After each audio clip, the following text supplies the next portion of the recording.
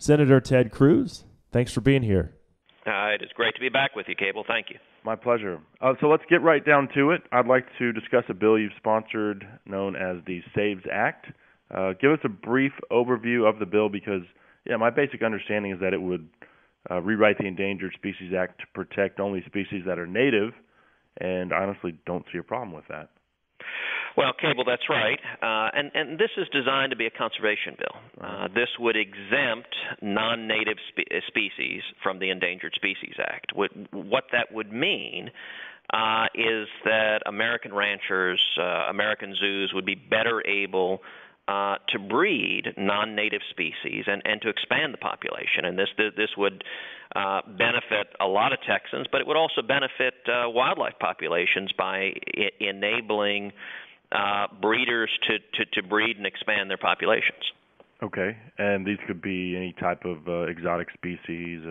A couple years ago, it was no secret, we had the three amigos, the Dama gazelle, the scimitar horned oryx, and the addax, which were in the crosshairs. I mean, nationally, people were upset because folks were hunting these animals in Texas. The only reason those species exist on the face of God's green earth today is because of the foresight of Texas ranchers and ranch owners who brought these animals to Texas for the sole purpose of hunting them because they're extinct in their native Africa. Well, Cable, that's right. I think that's a powerful example of how this bill would operate. You look at those three species that they had been exempt, and as a result, you had Texas ranches breeding them and growing the population.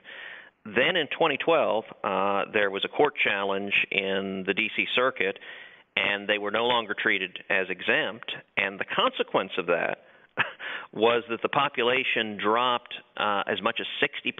I mean, we saw the population numbers plummeting.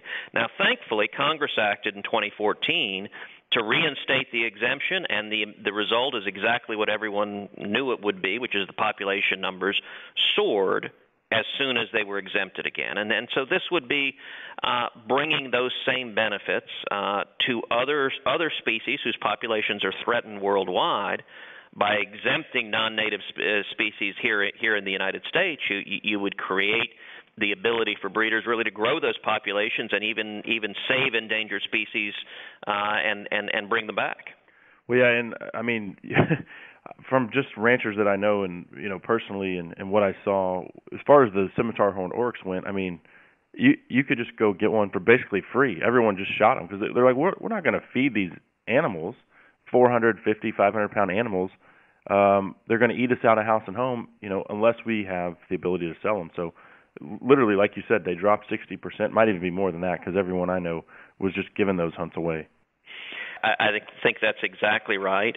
Another example that you can look at is the consequence of the law being the way it is now. It is in order to breed across state lines, you have to get a permit, a captive bred wildlife permit from the federal government. Mm-hmm. And the problem with that is that those permits can be incredibly burdensome, and it can take a lot of time and slow it down. So, for example, the American Federation of Aviculture said if a collection manager in Missouri wants to bring in a new bloodline into their macaw collection from a collection up in Pennsylvania, current regulations are so onerous as to bring that plan to a full stop.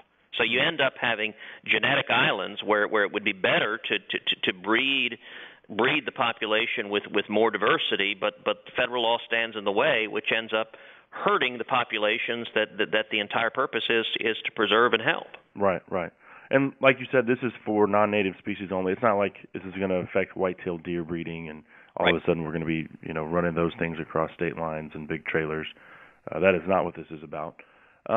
Would this allow trophy hunters, and I don't know if this is part of this bill or not, but would it allow trophy hunters to bring their trophies back legally with the ability, like we've seen with lions and elephants specifically, rhinos obviously in Africa, polar bears in Canada.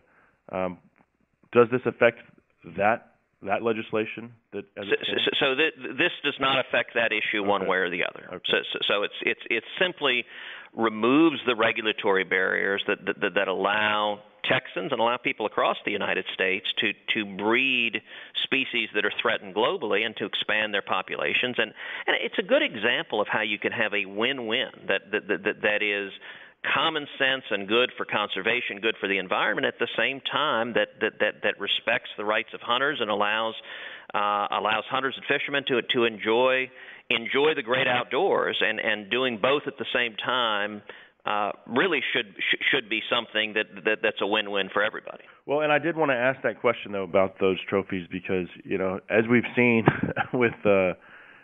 with modern times and as far as poaching goes, if you want to increase poaching, by all means make it illegal to sell ivory. And then burn all that and have these widespread ivory bans where they burn tons upon tons of ivory.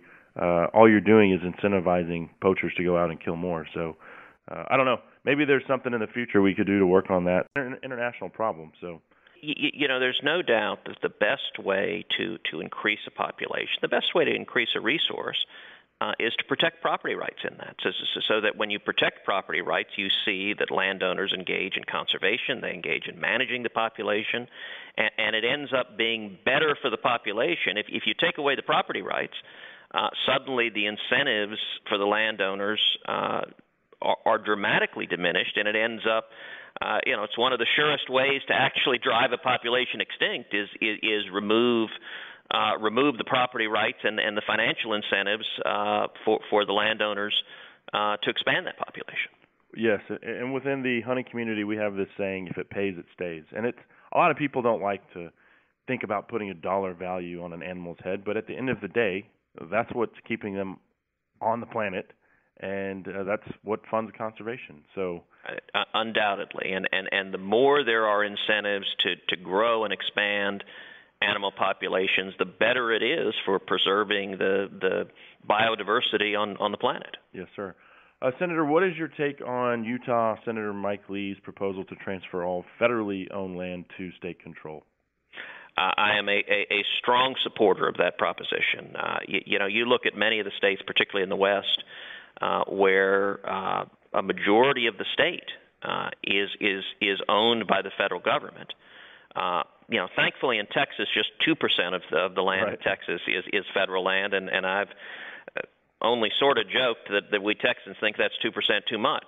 I think land can be perfectly well managed by states or in private hands. That there's no reason for the federal government to be the largest landowner in many western states, and it can be counterproductive. It's the same. Really the same principle we were saying before about if there are property rights and incentives, then that land is going to be managed in a way that's most productive and that allows people to use it. I mean, one of the things we've seen on a lot of these federal lands is particularly if you've got a Democratic administration, something like the Obama administration, that you see Washington bureaucrats trying to shut off the access of Americans to using that land, shut off hunters, shut off fishermen, shut off the ability to enjoy the land. We need to preserve our federal parks, we need to preserve our military bases and our post offices, but there's no reason just to own millions and millions of acres and for the federal government effectively to block Americans from enjoying the abundant natural resources we have in this country. Have you heard of backcountry hunters and anglers? I guess they're probably one of the biggest oppositions to Senator Lee's proposal. I'm not sure if you're familiar with them or not. I'm not familiar with that particular group. So tell me about their concerns. Their main concern is just access. I think there's a misconception. I think it's on both sides of. Right now, they think they have all this access, and if we were to transfer it to state control, the states maybe they sell it off to the private sector.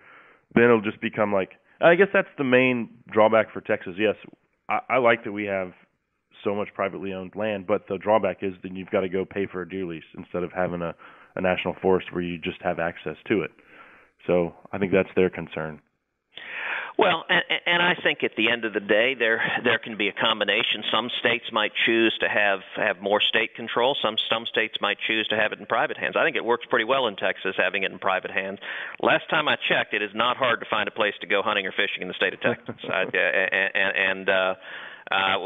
we seem to manage to do that just fine without the federal government coming in and owning half our state. Yeah. Well, Senator, it's always great visiting with you. Thanks for coming on and talking about the SAVES Act with us.